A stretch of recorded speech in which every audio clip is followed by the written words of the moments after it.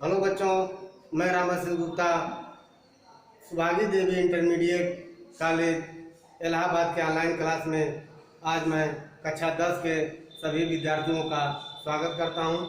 आज मैं कक्षा 10 के विद्यार्थियों के लिए सूरदास जी के पद को लेकर आया हूं। आज सूरदास जी के पद जो है यहाँ पर आपको बोर्ड पर दिखेंगे। उसकी मैं आपको पढ़ने के बाद मैं उसकी व्याख्या आपको बताऊंगा। तो पहले आप लोग देखें। सखी री मुरली लीजे चोर। सूरदास जी कह रहे हैं सखी री मुरली लीजे चोर। सूरदास जी गोपियों के माध्यम से कह रहे हैं। गोपियां मिलकर आपस में बात कर रही हैं और कह रही हैं हे सखी, सखी री, हे सखी मुरली लीजे चोर। मुरली अर्थात बांसुरी, बांसुरी को कृष्ण जी से चोरी कर ली जाए। हे सखी, हम लोग मिलकर कृष्ण जी की बांसुरी को चोरी कर ली जाए, अर्थात न बांसुरी उनके पास रहेगी और न हम लोगों से दूरी में बना पाएंगे। उसके बाद जिन गोपाल की न अपने बस प्रीति सबन की तोड़।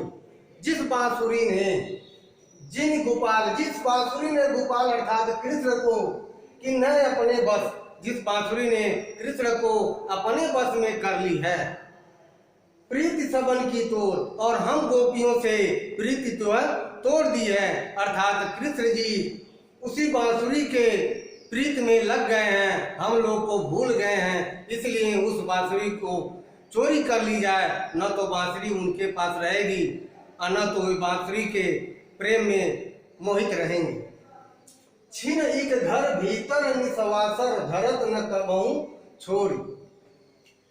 छिन एक घर भीतर निसवासर धरत न कबहू छोड़ी, अर्थात उस बांसुरी को छीन लिया जाए जिसे कृष्ण जी कभी घर के भीतर भी नहीं रखते हैं, न तो रात और दिन में कहीं रखते हैं, अर्थात कबहू छोड़, अर्थात उनसे छीन लिया जाए और जो उनसे दूर कर दिया जाए, तभी हम लोग के प्रीत उनके प्रति बनी रहेगी। कबहू कर कबहू अधधरण कट कबहू खोजत जोड़ी।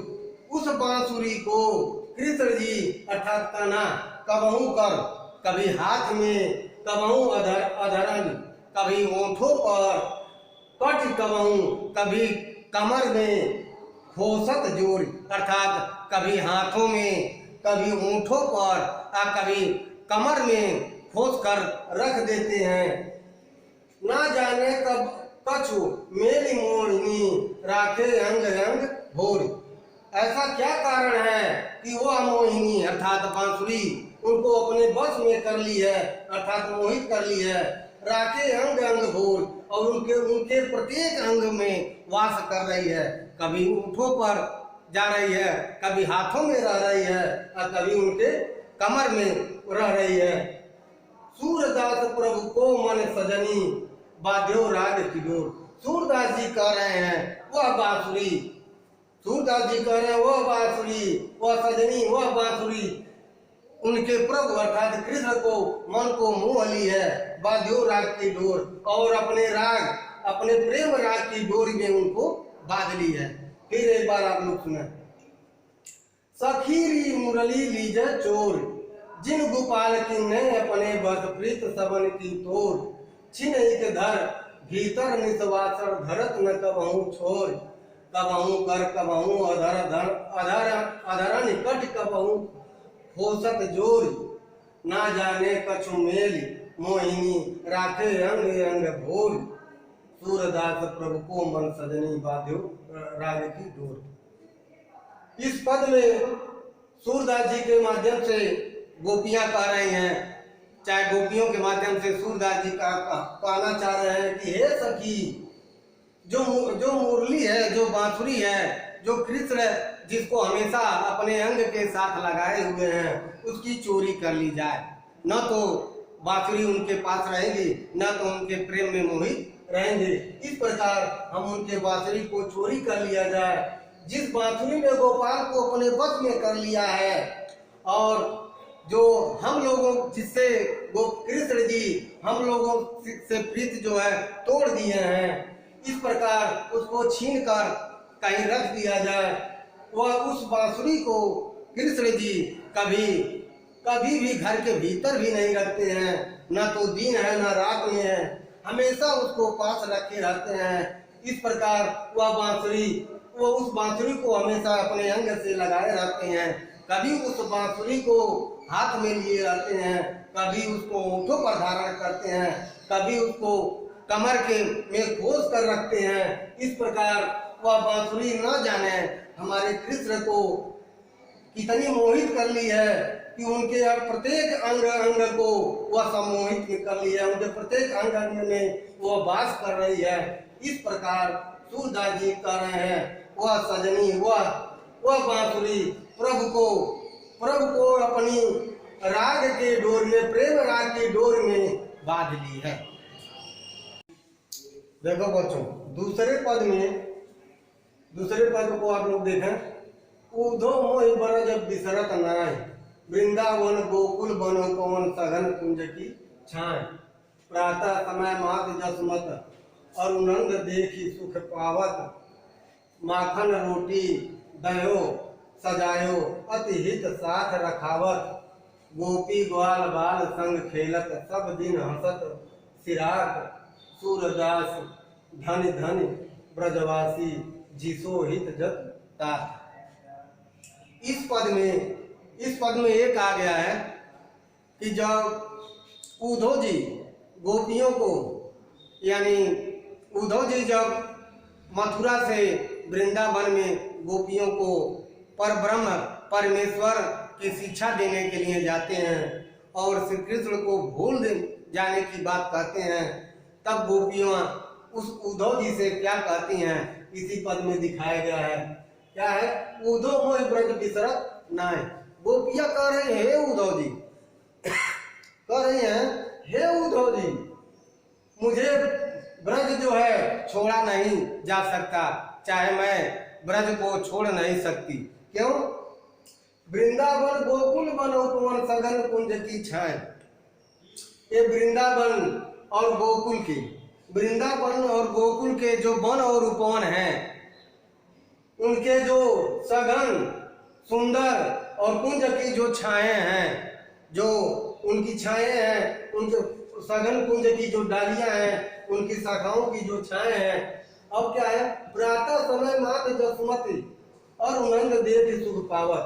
फिर कह रहे हैं, जैसे हम लोग प्रातः सवेरे यानी सवेरे के समय माता जसोदा माँ और नंद को देखकर अत्यंत सुख महसूस करती हूँ, सुख को प्राप्त करती हूँ। और माखन रोटी दयो सजयो अति हित साथ रखावत। और सवेरे माखन रोटी और सजा हुआ दही के साथ जो हमारे साथ अति हित साथ रखावत, जो हमें सुबह खाने के लिए मिलता है, वो हमारा भलाई के लिए होता है, हमारे हित के लिए होता है। ये सब हमको माता जसमत और नंद बाबा के द्वारा हमें प्राप्त होता है। गोपी ग्वाल बाल संग खेलत सब दिन हंसत रिसात। हम लोग गोपियों और ग्वाल बालों के साथ हमेशा, यानी सुबह से शाम तक खेलते रहते हैं और दिन भर हंसी ठिठोली करते रहते हैं और प्रसन्नचित रहते हैं। सूरदास जी कह रहे हैं, सूरदास धन धन ब्रजवासी जिसो हित जत तात। सूरदास जी कह रहे हैं कि वह ब्रजवासी धन्य हैं जिनके हित हमेशा जत तात अर्थात कृष्ण द्वारा हमेशा चाहते हैं। वे कह रहे हैं सूरदास जी कि हम ब्रजवासी धन्य हैं जिसको हमेशा हित चाहने वाले श्री कृष्ण जी हैं। फिर एक बार अब इसको देखें। गोपियां, जब उद्धव जी गोपियों को ब्रज में जब परब्रह्म परमेश्वर की शिक्षा लेकर जाते हैं, तो गोपियां क्या करती हैं? उद्धव जी से कहती हैं, हे उद्धव, मुझे ब्रज जो है छोड़ा नहीं जा सकता, मुझसे ब्रज छोड़ा नहीं जा सकता, मैं ब्रज को छोड़ नहीं सकती। इसका कारण है कि यहाँ के जो वृंदावन और गोकुल के वन हैं और उपवन हैं, उनके सघन और सुंदर कुंज की जो छांव है वो हमें और कहीं नहीं मिलेगी। और सवेरे सवेरे माता जसोदा और नंद बाबा को देखने के बाद अत्यंत सुख महसूस होता है, अर्थात दिल प्रसन्न हो जाता है, मन जो है स्वच्छंद रहता है। यहाँ पर माखन और रोटी के साथ सजे हुए दही मिलती है, जिसको खाना हमेशा हितकर होता है, शरीर के स्वास्थ्य के लिए लाभदायक होता है। और यहाँ पर ब्रज और वृंदावन और गोकुल में गोपियों और ग्वाल बालों के संग हमेशा हंसना और खेलना यानी दिन रात ये हम लोगों को दिन रात हमेशा प्रसन्नचित रहना, ये सब अन्य कहीं और नहीं मिलेगा। सूरदास जी कह रहे हैं, सूरदास जी इसके बाद कह रहे हैं कि धन्य है वे ब्रजवासी जिनके हमेशा हित का ध्यान प्रभु श्री कृष्ण जी रखते हैं। जात तात जिसके ध्यान को रखने वाले यहाँ पर प्रभु श्री कृष्ण जी हैं। तो मैं ये सब छोड़कर कैसे ब्रज को छोड़कर या ब्रज को त्याग कर मैं कैसे अन्य जगह चली जाऊं, अर्थात मैं उस कृष्ण गोपी जसोदा या ग्वालों को छोड़कर या कृष्ण के भक्ति को छोड़कर मैं कैसे आपके परब्रह्म परमेश्वर की भक्ति या आराधना करूं। इस प्रकार आप लोग इस पद की व्याख्या हमारे मुख द्वारा सुने हैं। अब इस वीडियो को आप लोग कई बार देख लीजिएगा और फिर अगला वीडियो मैं अगले क्लास में बताऊंगा, अगले दिन बनाऊंगा। तब तक के लिए धन्यवाद।